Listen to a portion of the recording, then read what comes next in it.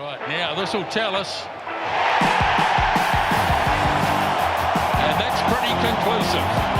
Still going, close. I think he got it down. How strong is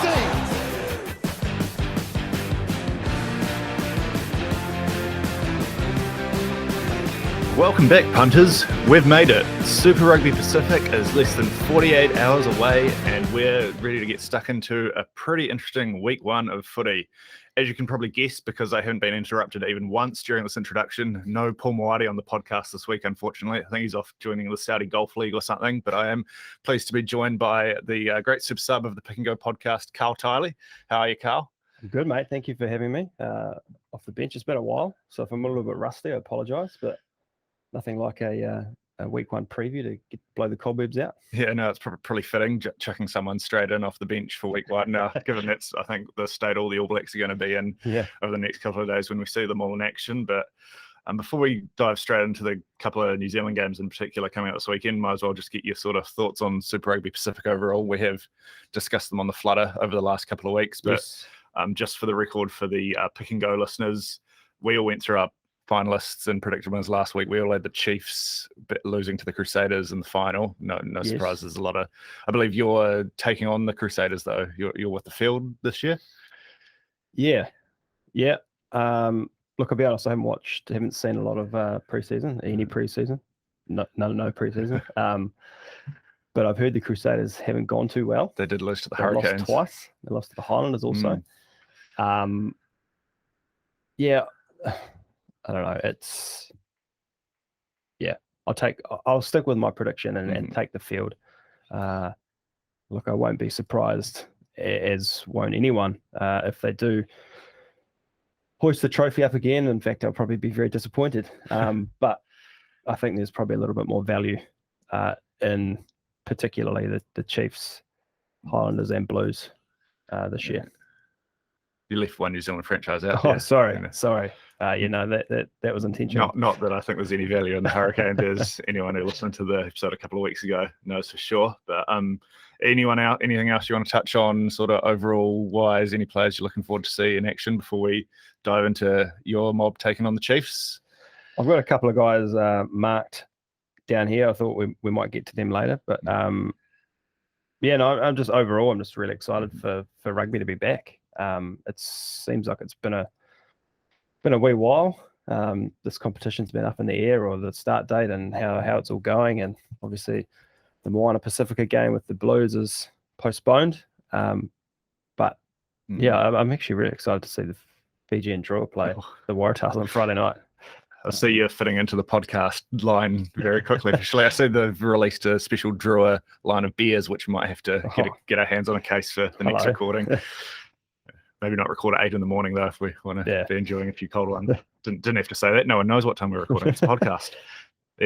Should we get stuck into it then? Because we've got some pretty interesting games to get underway.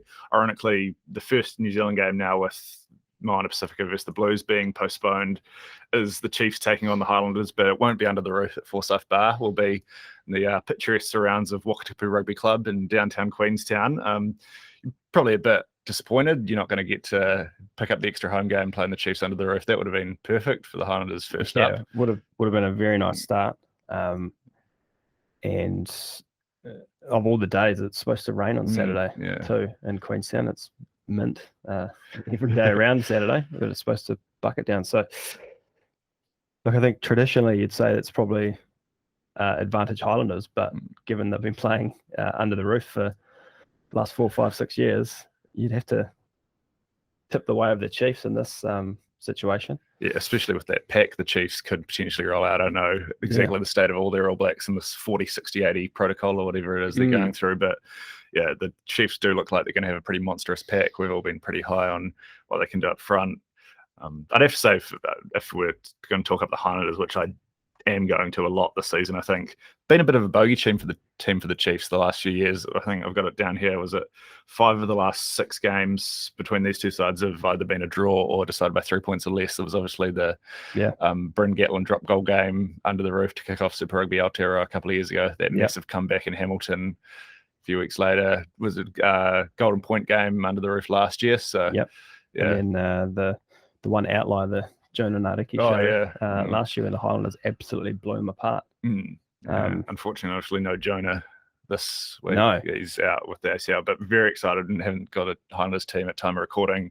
A couple of Fijian wingers from the Chiefs catchment region, actually, Mosese Dawai, who was tearing things up for Waikato, and Tikoi Solomone, who's followed that Waisaki Naholo path of Wanganui to Taranaki down to the Highlanders. Hopefully we'll get one of them run out on the wing and can maybe repeat that sort of feat. What are your sort of early expectations for this game? I think I don't think there'd be a lot of points, as if there would have been under the roof. I think anything obviously down there we've seen can quite easily be 36, 35, or even more. Being the first game of the season, I think this will be quite tight, and could blow out either way in the last 10 minutes. I'm really excited by the Highlanders backline. I just don't know how you can fit all of that excitement into all those positions. There's a lot. Yeah. There seems like a lot of depth there, which is something they probably haven't had in the past, or a lot of quality depth. So interested there to see how they go there. As you say, the Chiefs up front look pretty scary. That's probably another positive though for the Highlanders, right? They're ironically having less All Blacks might come actually help them here, because you have less guys who are on minutes restrictions, probably got a full preseason under your belts, and if it does become a bit of a battle of attrition and maybe some bogey conditions, not quite sure what the ground rating is at Wakatipu, but it's probably not the most pristine turf these guys are going to have played on. So, some heavy legs might, and the way the Highlanders like to play at pace, they're used to playing under the roof, that could help them out in the last 20 if it does. Yeah, definitely. I dare say that ground will be very hard underfoot, but very slippery on top. Yeah. But you're right in saying the Highlanders with not a lot of All Blacks, they'll potential to flourish here, because I know, I believe a majority of this sort of projected starting team or squad has played both of their preseason games, which has got to be a huge help. At least they know they've had some minutes under their belt. Whereas the Chiefs, I don't know how many of the top dogs have been playing. They obviously had their big hit out against Moana Pacifica, and there was none of them. And no, it was a second string team, wasn't it? Yeah, they played a game of two halves last week. I think only a couple of them played. So, yeah, I don't know, man. As you say, the Landers have had the wood on them here. Yeah, and the stats don't lie with how close these games have been. So I wouldn't be surprised if we're here next week talking about a 3-point thriller. Yeah, a 4.5 point start, which is what the bookies have got at the moment, is a very key number given the history between these two teams. Were you surprised to see the Highlanders open up, reasonable underdogs, 255 head to head? Expecting that to be a bit closer? Yeah, look, it's well documented that I'm a Highlanders fan on this podcast and others. But I do think that they don't probably get the respect they deserve. I think they're $15 to win the comp. Still are, if anyone out there is interested. That seems like a lot. Yeah, I would have had this game a little bit closer, especially given the history. I can see the team, you probably lean a little bit towards the Chiefs with the number of All Blacks they've got. But yeah, I would have definitely had a little closer than this. But I'm happy to take the 255, that's for sure. Yeah, no, absolutely. We'll get into official betting in a second. Just sort of a couple of key names, or other key names I want to touch on. Sort of talked about maybe some All Blacks being a bit underdone for the Chiefs not coming in, but another positive for the Highlanders, Aaron Smith. He's had a full preseason under his belt for probably the first time in about 10 years. Yeah. Obviously, he did end up playing that one test for the All Blacks in Paris at the end of last season, but he's he sounds like he's been in amongst the boys all preseason. I was listening to Joey Wheeler on SNZ the other day, and he said, he's all guns blazing, ready to go. So, and Falau Fakatava as well. He definitely took part in the preseason game against the Crusaders. So that's great for everyone to see him back on the park after that ACL last season. Yeah. If there's anyone you want to have sort of marshalling the troops around early in the season, it's got to be Nugget, right? Yeah, it'll be interesting to see how they play those two. Before Fakatava got injured last year, he was sort of pushing pretty hard for a starting spot and got it for a couple of games there. Obviously, Aaron Smith's the best halfback in the world, so you're not going to play him. But yeah, Fakatava's pretty handy backup. It'd almost be, I was thinking maybe in some games you start for Lau and then you can bring Aaron off the bench, maybe even at halftime, because in these close games, which a lot of the New Zealand derbies are probably going to be, like they're both great players, obviously, but you'd probably rather have Aaron, the one calling the shot this entire games. Whereas, like if it is close, you're in a game against the Highlanders or the Blues, it's 3 points in it. You're really going to want to bring him off with 15 to play, even if you do have like another. But yeah, like it's a very good problem to have. As after watching the Hurricanes last season, I feel a lot to have two halfbacks who both attended high school in the Hurricanes catchment region like that playing for us. But I won't get into that too much just yet, not in the Hurricane segment. But I think I've buried the lead here because the other big story is obviously Josh Ioane, former Highlanders star who's headed north, reunited with Clayton McMillan at the Chiefs. Are you expecting a bit of a revenge game here from Josh, presuming he gets the 10 jersey? Yeah, you'd have to think he gets the 10 jerseys. He's probably their marquee signing of the. That's why he went up there, I presume, right? He was playing 15 and 12 and all over the place. Yeah. He's an All Black, Māori. So yeah, I expect him to see in number 10. Do I expect a revenge game? I don't know. These Highlanders boys know Josh pretty well. Yeah. They might get into a little bit of niggle and. It'd be interesting. I'm interested to see how he goes. I get having Brad Weber there, huge help, almost like for like with Aaron Smith. So, but hasn't played a lot of 10 in Super Rugby in recent times. Obviously had a big year for Otago down there. So, yeah, I don't know. What do you think? Yeah, I think it might be a situation where the Chiefs as a whole, not just Josh, we see their best in a few weeks. I do think they've got a few moving parts. Obviously, Guzzler's missed 2 Super Rugby seasons in a row now, so he'll be getting back into. He's played for the All Blacks last year, but getting back into that week-to-week grind of Super Rugby, especially against the New Zealand teams. It was still the old competition where you had these games against the Sunwolves and the Australian teams and everyone mixed in last time he was playing. So, yeah, I think just their pack, given it's so All Black heavy, you've got 3 All Black locks there. They'll be good, but they might take a little bit of time to get fully wound up. And also, I think they know, especially after last season where they did make the Super Rugby Aotearoa final, their goal is in June and July or whenever the final is. Like they're obviously you want to be winning your games early on, but they're worried about winning the games at the pointy end of the season. I think especially when it comes to this particular game, the Highlanders, they have that great system set up that's been there since Jamie Joseph. I've touched on this in the team preview, but they can hit. I think they're better set up to hit the ground running.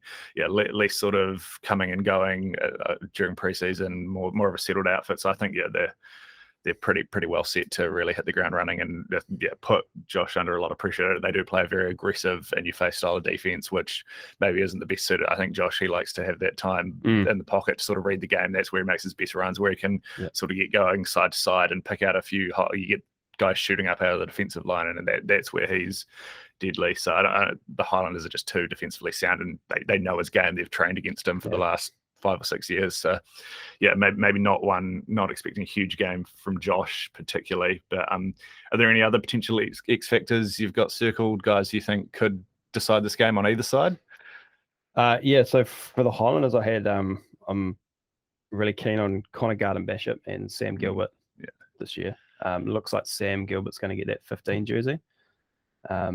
And he showed at the back end of last year that what he can do. I think they've been missing that Ben Smith type player since Ben Smith left, and he seems to be the closest thing we've got so far. And Connor Garden-Bishop, he was electric. He was close to man of the match in that win in Christchurch during Super Rugby. He was awesome. Yeah. Before he got injured, he was unreal. So pre-season under his belt, keen to see what he can do. And then for the Chiefs, actually, I don't know if he will get the start. I assume he will, but Chase Tete, I assume he'll get the 15 jersey with Damian McKenzie gone. So not only this game, but just for the season, really keen to see how he goes. He's another one who we've seen his best, and it's pretty good. We've also seen some not so good moments. But I wonder now that McKenzie's not there, he's not thinking about that in the back of his mind. It's probably his jersey to own if he wants it.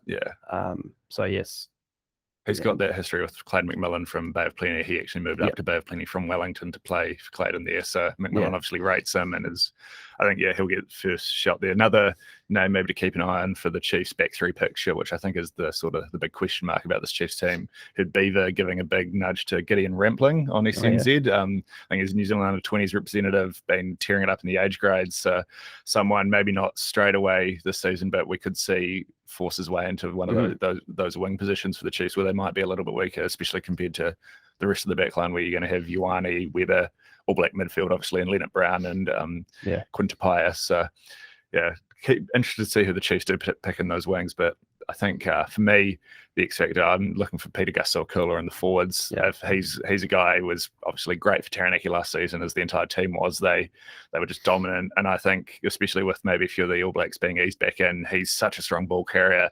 If the Chiefs are maybe getting it handed to them a little bit up front more than they'd expect, he's someone who can really change the stem of a game. And he was a really strong 80-minute player for Taranaki in the NPC, which maybe we haven't seen from Super Rugby. He can sort of slide in and out of games, but if he can be that sort of driving force for the Chiefs pack, I think that'll go a long way to sort of giving them the dominance up front that they're going to expect this season. But I think the Highlanders backline, pretty much you could pick anyone out of about 5 or 6 guys, like Connor Garden-Basham, someone I'm super high on coming into the season. The 2 Fijian wingers I already touched on, not quite sure. I think only one of them will probably start this game, but either of the 2 could be huge.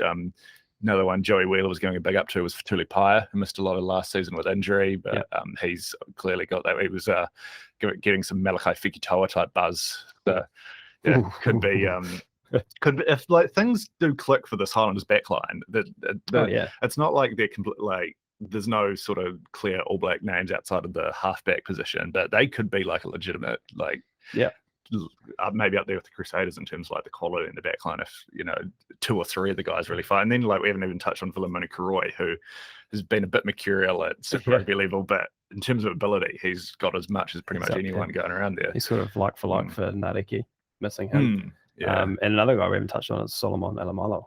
Absolutely. Who can get a chance? No, there's plenty of options there. So you only need a few. I think he was brought down to play fullback to fill that Ben Smith role. So it will be interesting. I wonder if he gets the nod. The fullback competition there's plenty of options there for them. So you've got to be hoping as a Highlanders fan that at least someone can claim that jersey, or you do have a good cast of characters you can rotate it in and out during this tough early part of the season. But when I was looking at the just a little funny here, but I was looking at the Chiefs team on the Chiefs website yesterday, and came across their halfback Cortez Ratima, and I clicked on his profile. And do you want to have a guess at how old Cortez is based on his profile? So now that you've chucked in the based on his profile, because I know he's pretty young. I was going to say 20. 52. Okay. Yeah. No. Good. So, good luck to you, Cortez, if you're going. Doing well to be still going around at Super Rugby at that age. He was another one as well. Beaver's pretty high, I know. So he's probably starting the season 3rd string in the pecking order. But could especially Brad probably they want to give him a few weeks off here and there with looking towards finals. So first of the first 1970. Oh, what a year 1970 was. Tough sense. We won't dive too deeply into betting before we preview the other games, because we'll circle back into a full best bet segment at the end. But I take it you're sort of leaning the same way as I am towards the underdogs in this one. Yeah. Cool. So more on that later. But before that, we'll head over to the lunchbox in Dunedin, where the Crusaders and Hurricanes are set to face off under the roof directly after this game on Saturday afternoon. And now most of you who are regular listeners to this podcast will know I'm maybe not the most optimistic of Hurricanes fans, which is from a title I think I've earned, but I'm a little bit cautious, getting my hopes up for this one. Like obviously the big factor for me is no Richie Mo'unga for the Crusaders, and they're just, no disrespect to Fergus Burke or Simon Hickey, but the Crusaders have just been a different team with and without him over the part. You think back to the game against the Force last year, which probably cost them a spot in the Super Rugby Trans-Tasman final, where they only scored just over 20 points. I just think he's such a massive, especially under the roof, it's sort of the perfect situation for him.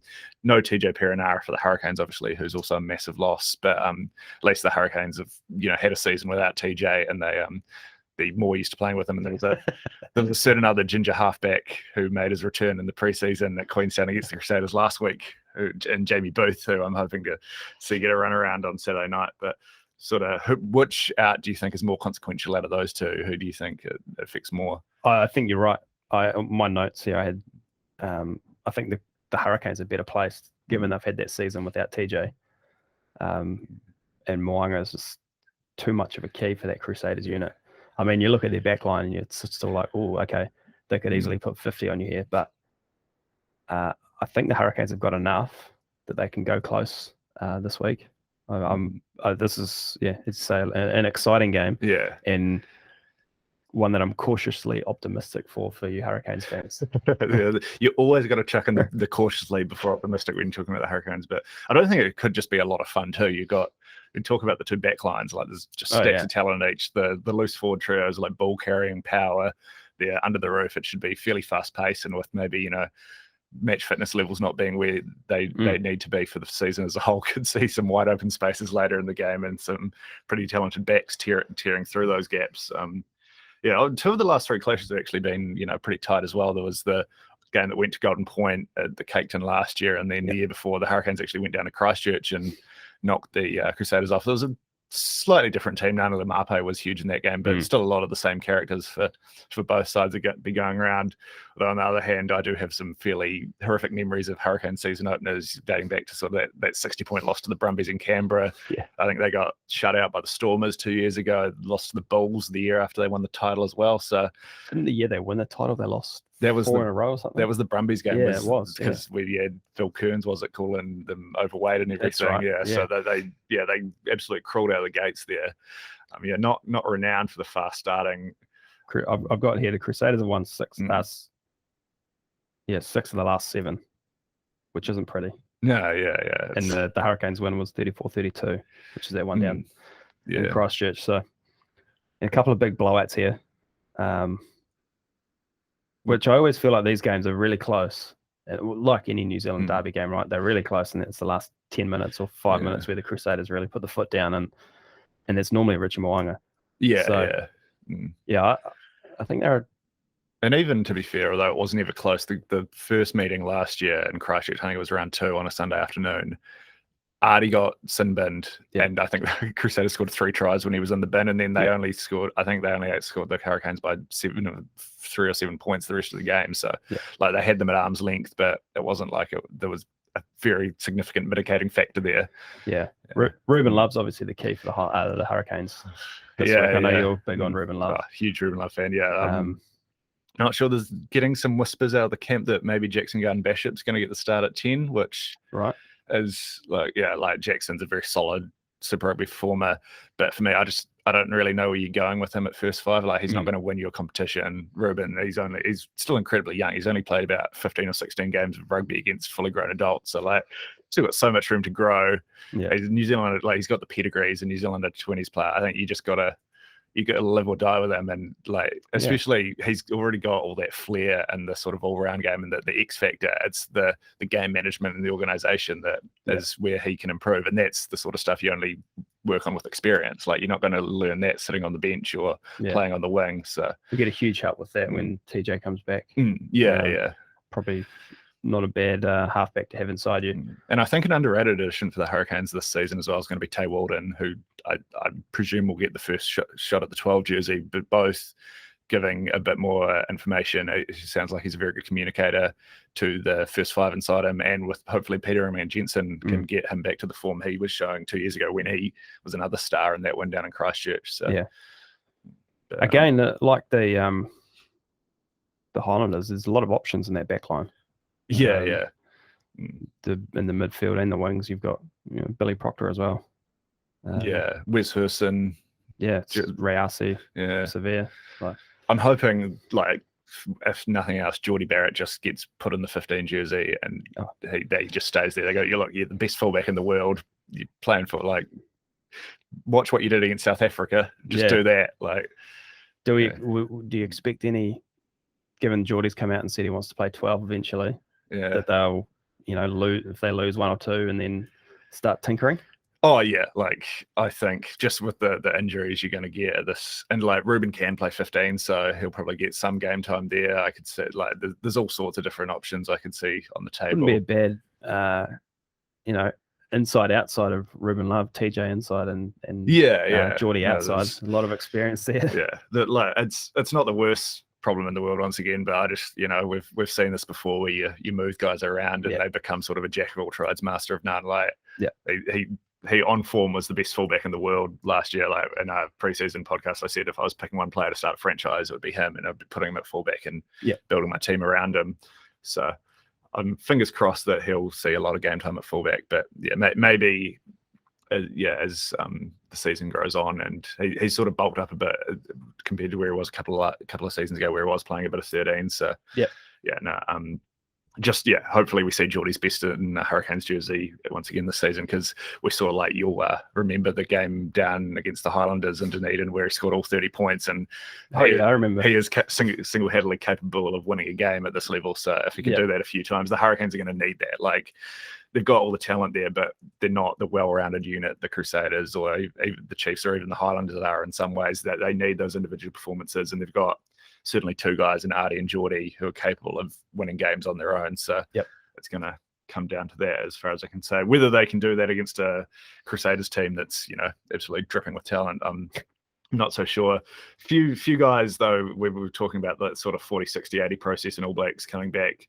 Sounds like Sam Whitelock, Cody Taylor, Will Jordan, Sevu Reece, David Havili and George Bauer are all going to be limited to, I think, at most 60 minutes this week. So there's, something to note for Crusaders. And Ethan Blackhead is obviously out with the hamstring injury, but they've got you talk about a back line that's got so much talent. The back three for the Crusaders, Lester Fainganuku, George Bridge, it's just Will Jordan was absolutely airborne last season. Yeah. So what am I? 1, 2, 3, 4, 6 doesn't go into 3. No. Yeah. So, and we might get to it shortly, but my, X factor player I've got circled for the Crusaders he's probably not even need to start.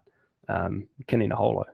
Exactly. A huge game, a huge season for Taranaki, and he's got to wait for an injury or something. But I think once he does get his start, he's going to turn into that typical Crusaders winger that's scoring 1,000 tries a game. So to the Brad Nenial from a couple of years ago and just be all like, the Chiefs are spending too much time scouting locks or something. I don't know how they keep letting all these wingers get out of their region. Because what's happened to Waisaki? I thought he was in the mix for a Super Rugby contract. Well, I think he was just training with the Crusaders to try and. I heard that he might be popping up down at the Highlanders again. But I think he's still available. It's one of those situations probably.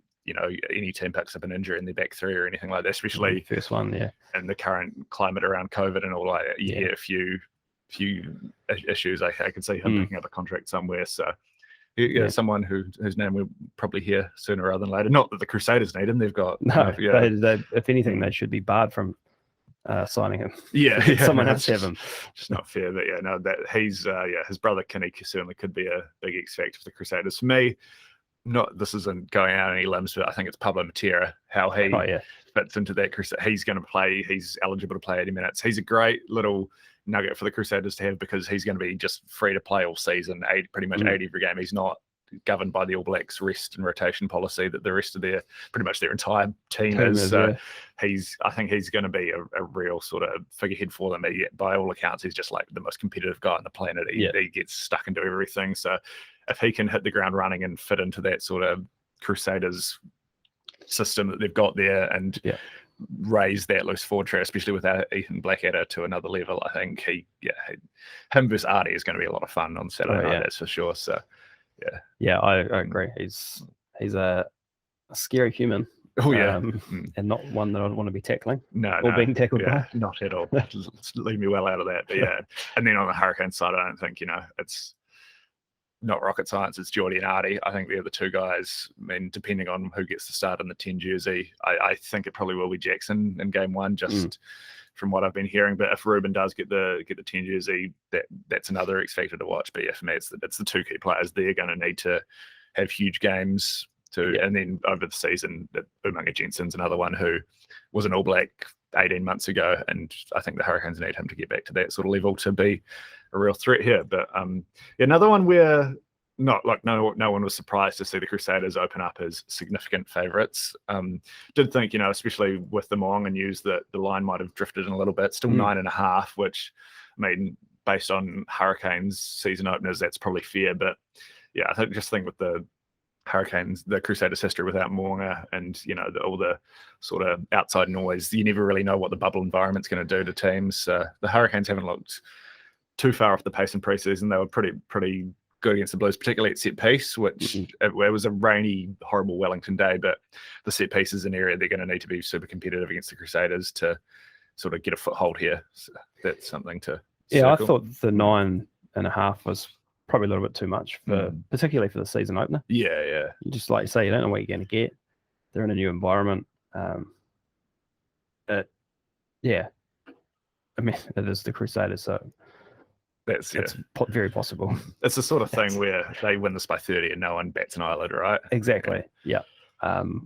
Or they win it by 2 and that's the Crusaders. Yeah. No one bats an eyelid.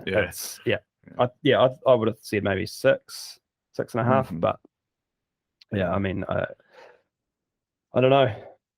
Probably makes sense just building in that little Crusaders tax there, though. Yeah, exactly. If there's anyone you're going to... The Moonga tax. Yeah. The Moonga's not playing, so... it'll be interesting. It will be. Anything else to add on that game before we take a little hop across the Tasman? My X factor, I thought that Geordie and Artie was sort of a given. So I had Ruben Love. As you say, if he gets a start, he's the one to watch. And then midfield, just keen to see how that plays out and who gets the spots. So no, it will be interesting. Yeah, I think the pack, at least for the Hurricanes, looks pretty settled. It's got a solid. The loose forwards in this country. Every team's got incredible loose forwards. Yeah, that's so good. Amount of depth, particularly in like the 6 and the 8 positions. Yeah. It's not a bad position to be in at all if you're New Zealand Rugby, but we will. A bad position if you're a loose forward. That's true. Yeah, no, Ireland must just be licking their lips. The amount of guys they're going to have playing for Leinster in 2 years, and then running out at the 2027 World Cup. We need to start a market on the next Mac Henson or James Lowe or whoever it's going to be in the loose forwards. Josh Vanderfleer, but I think he was actually born in Ireland. CJ Stunder's a better example there.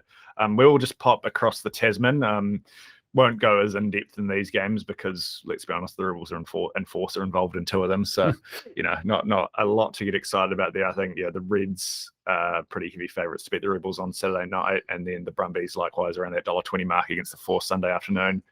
Is there anything you're particularly excited about or have got down on your watch list for the Australian Conference? As I said at the start, the Fiji and Drua, just in general. They had a 28-26 win over the Rebels in pre-season last week or the week before. And it's just exciting watching Fijians play rugby. So I'm just looking at their price here. They've blown out in the last 12 hours. Yeah. It was 4.5 and now it's 9.5 the start. It was head-to-head was $2.90, now it's 4s. So I don't know if something's happened there or the bookies just decided to run an update.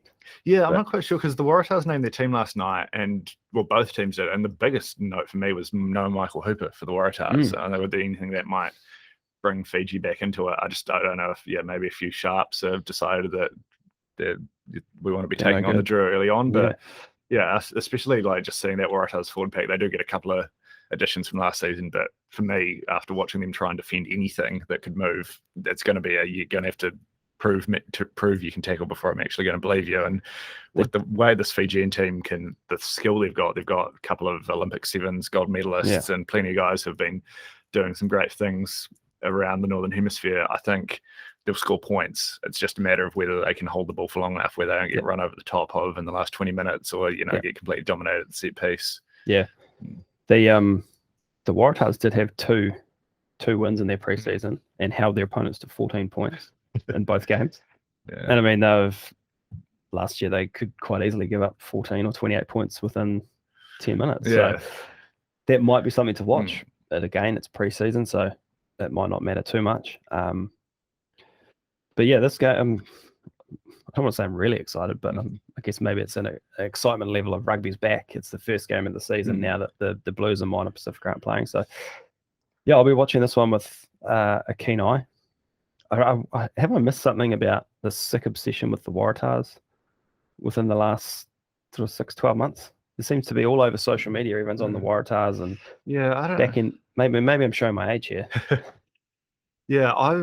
For me, I'm struggling to get a read on the Waratahs this season. Like, they've got to be slightly improved, but people have been, they've sort of become like a hot pick to maybe make the quarterfinals. And I just think they've got such a low base to come from. Like, obviously Michael Hooper is going to make a huge difference. He's going to be a tone setter, but he's one player. Like, there were core systemic issues there, and you can change the coach and all that, but at the end of the day, the personnel have got to have a significant influence in that. And I'm just so there's a lot of sort of exciting young teams across the Tasman. You've got Noah Ollasey, obviously the Brumbies, and two guys at the Waratahs, and Will Harrison and Ben Donaldson, who have got sort of big raps on them. Donaldson's been given the 10 jersey for the Drua clash, but we're yet to really see either of them step up and do it at Super Rugby, let alone against New Zealand teams, like against the Australian teams that were completely outclassed the last 2 seasons. So, for me, it's I'm going to hold off on buying any Waratahs stock till I actually see them do it on the field. But you can't buy Drua stock because I've already bought it all. So,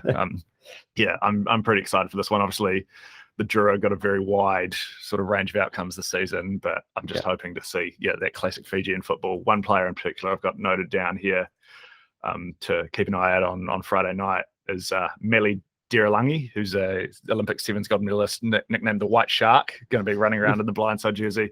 Apparently he loves an offload. Well, he does. I've seen him throw a stupid amount of offloads just in a few sevens games. So long-time listeners of the pod will know my affection for Leone Nakarawa, the human lamppost, who was also not shy of an offload or 6. So I'm adding Meli to my collection of Fijian offloading favourites. That's the dream, is a nickname like the human lamppost. One of the great names in sport. Or there's the Papua New Guinean rugby league players, the jukebox. Just smash everyone. Big hits. There's been a few going around as well. I'm going to get stuck in a rabbit hole of that. But very, very excited to see the Drua in action no matter what happens on Saturday night. And like, if the Waratahs do come out and give it to them, full credit to them, because it wouldn't be the worst thing to see the Waratahs bounce back. I think a lot of you talk about like interest waning in Australian rugby, but that can't be helped by the team in the biggest market for rugby union being pretty uninspiring the last few years. So they did have pretty much a full house at ANZ Stadium for the 2014 final against the Crusaders. So when they are firing, the Sydney will be behind them. So. And I mean, the Tigers and Bulldogs aren't exactly dragon fans to the turnstiles there, so this is the moment to take advantage of it. I think that pretty much sums up thoughts on the Australian Conference. We'll get to it in a second, because my best bet of the week also comes in this. But I'm not holding out much hope for the Rebels or Force in their game against the two class teams in the Australian Conference. So anything else you want to touch on before you get to best bets? No, let's get to some betting. Right, so we'll just keep it simple. Start off, what's your best bet for week 1? No surprises here. I've gone for the Highlanders plus 4.5. Game opener. They've dominated this fixture in the past, so I think we sort of $1.95 ran through a lot of our thinking there. I'm going with the Brumbies 13 plus. We've got Super Rugby bonus back promo running as we did last season, which is the place a winning team in margin bet pre-match, and if you pick the right team but the wrong margin, we'll refund you up to $50 as a bonus bet. So we're doing a lot of what I did last year, working my best bets around that. Brumbies 13 plus is $1.95, which I think is very good value. The Force played them 3 times last season. They did only go down by 12 in the Super Rugby Australia qualifying final, but the 2 other games they don't get near them. And the Force have lost a few key contributors, including Domingo Miotti, their first 5 from last season. So I think they'll take a while to sort of hit full gear, whereas the Brumbies are just a machine. They might not have that sort of peak speed that a few of the New Zealand teams have, but they're never going to really let you down. I think they'll come out and just do a professional job and take care of the Force pretty easily on Sunday afternoon game as well. Brumbies have got some good outside backs who should benefit from a hard, fast turf and Geo Stadium there. So that's my best bet. Brumbies 13 plus. Nice. Got a bit of value for the punters. Highlanders 1 to 10 at $4. Nice one. those two sort of go hand in hand, I think. Yeah, it makes perfect sense. I'm going to the Hurricanes Crusaders game, halftime, full-time market. Hurricanes at halftime, Crusaders full-time, $6. Ooh. I did look at my beloved Crusaders 11-20 here, but thought I'd just get a little bit leery, you might say. Did you say your beloved Crusaders? Well, no, or your beloved 11-20? Yeah, 11-20. Okay, yeah, sorry. That's I think the only profitable betting angle I've had in the 3 years of this podcast. Yep. So, but no, I think you could see a situation, especially without Mo'unga, where, and just with a few other All Blacks betting in early, the Hurricanes maybe do get out to an early lead, but just the depth and talent the Crusaders have, particularly in the backs, and if it's a fast-paced game under the roof, they could come running over the top later on. So it's $6. I think that's worth a little nibble. I like that. Sure. Who you put on an upset alert? Any underdogs here given a chance? Fiji and Drua. I was happy to take the $2.90, and I'm even happier to take the $4.